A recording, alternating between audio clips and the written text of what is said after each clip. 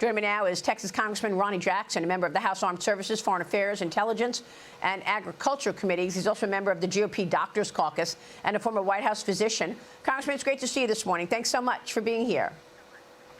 Thanks, Maria. I appreciate you having me. So Mike Lawler told me yesterday he will not vote yes on any tax extensions unless a salt cap deduction increase is in that bill. Your thoughts? Well, I think he's in a position to negotiate, unfortunately. I mean, we can't do anything with the one-seat majority. We're going to try to use reconciliation to get some of these big items on the Trump agenda. We're going to legislate these and codify them. If we're going to do that, we have to have every single vote, including the members that are in New York, New Jersey, and California that have been talking about the salt issue for a long time now. They're in a position to negotiate on this. I'm in Palm Beach right now. I've been here for the last few days. I haven't been a part of I wasn't here for the meetings with the members of Congress and President Trump that have been going on. I was here working on some transition issues that I'm responsible for. But I was there for the last few days, and I've been talking to all the members that are coming out of the meeting. I've talked to President Trump about it, and I think the meetings went really, really well. I think everybody's really positive about where we're headed right now. I'm obviously not in favor of raising the cap very much. I prefer not to raise it at all. But like I said, they're going to make some demands that we're all going to have to give a little bit. So I'm willing to give a little bit. $100,000, I think, individually is unreasonable. It's $10,000 now, so we'll have to find that number. And I think that's what President Trump has told him to do. Find the number. Yeah. I mean, he's talking about, I don't think there's a shot that it's lifted to 60,000, but maybe they double it to 20,000. I don't know. We'll wait to see how that offsets, how you can get offsets for that. But now you've got the issue of California wildfires and this emergency flying in the face of your plans for a reconciliation bill. We're talking about $150 billion already, a cost. Has this been a conversation about the upcoming March 14th government deadline? Is that when you would include money for the debt limit as well as perhaps money for California?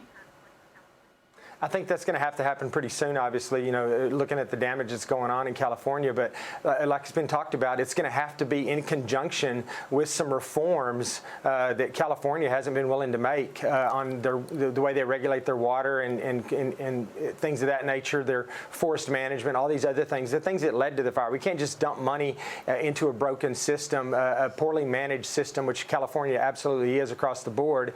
And it led to a lot of the damage you see here is because they weren't prepared. They wasted their taxpayer dollars on all kinds of crazy woke agenda items that they've had and green energy stuff, and they haven't really focused on what keeps their state safe. And so we're going to have to help there, but we're going to expect some reforms, and we're going to try to find some pay-fors, and we're going to have to make some cuts. But yeah, going into a Congress where one of our big agendas is to cut government spending, it's hard when you have things like this happen, and you have to provide money for it. Yeah, I mean, Devin Nunes just went through the policy failures in California, and it makes sense that lawmakers would force policy change before the money. We'll see where that goes. But, Congressman, I also want to get your thoughts on the health of these brave firefighters. They're facing mental health struggles and the long-term impact from breathing in this smoke. Mexico also sending a team of firefighters to help out. Here's what a former L.A. firefighter told Fox News. Watch this. So they let you go because you wouldn't get vaxxed? Yeah, good evening. Yes, they did. There was actually 5 that have been terminated at this point. Originally back in December of 21, there was 160 people they put off. And then concessions were made, exemptions put in. The city got $1.9 billion in COVID relief funds. And my question is, where has all that money gone? It's really frustrating to understand why our water systems, why is Department of Water and Power, saying that the reservoirs, can't handle this. They can't refill it. Congressman, what sheer ineptitude.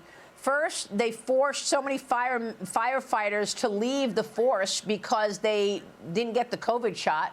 Now they need firefighters, and, we're seeing this smoke in the air and its dangerous condition. Should people be concerned about the air quality? Well, absolutely, they should. And these firefighters, if they have the right equipment, they should be protected from most of that. That's that's their job. And but I suspect that California hasn't provided them the equipment that they need. We see that in Los Angeles going on right now, where they made massive cuts to the fire department and some of the equipment that they can have. Gavin Newsom has cut money that's gone to these fire prevention programs. And you're right. I mean, it's the same problem we're having in the military right now, where they went in and just summarily got rid of everybody and fired people based on their unwillingness to get the COVID vaccine, and now they're literally paying a price for it right now. Congressman, real quick, it's a horrible thing. You're a doctor, and we see President Biden basically, blowing up the place on his way out. He's putting 625 miles of offshore drilling off the grid. He's selling the border wall materials for cents on the dollar. Is he making these decisions, or who do you think's making these decisions? Because we've talked about the mental capacity issues with Joe Biden, and with all these decisions on his way out, what do you think's going on? I think that there are people that have been making the decisions for the last 4 years. It hasn't been President Biden predominantly. It's all of these young, purple-haired, progressive, woke people that are running around the West Wing right now that have just been drunk on the power and the authority they have working there. They've taken advantage of having a commander-in-chief and a head of state that's completely incompetent and unable to do it himself. And they've done a lot of damage to our country. Unbelievable. Congressman, it's great to see you this morning. Thanks very much. Thanks, Maria.